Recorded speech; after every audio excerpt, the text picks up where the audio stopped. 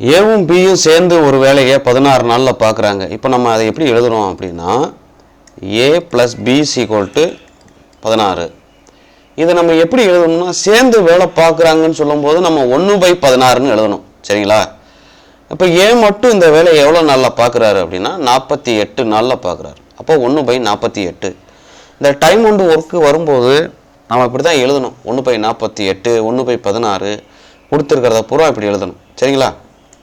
இப்போ இங்கே இந்த ஏவை கொண்டு வந்து இதில் அப்படியே அப்ளை பண்ணிடுங்க.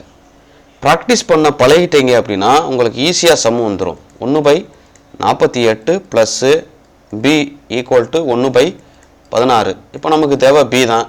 இந்த 1/48 இந்த பக்கம் வந்துடும். அப்போ 1/16 மைனஸ் 1/48.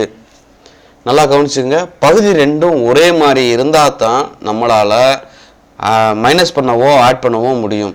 இங்கே பகுதி ரெண்டும் ஒரே மாதிரி இல்லை. ஆனால் இங்கே 3ஆல் பெருக்கிட்டீங்கன்னா பகுதி ரெண்டும் ஒரே மாதிரி ஆயிரும்.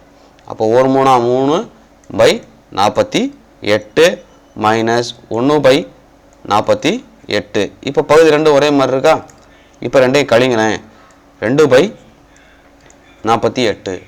1 2 24 2 48. அப்போ பி மட்டும் அந்த வேலையை எத்தனை நாளில் செய்கிறாருன்னா 24 நாளில் அந்த வேலையை செய்கிறாரு.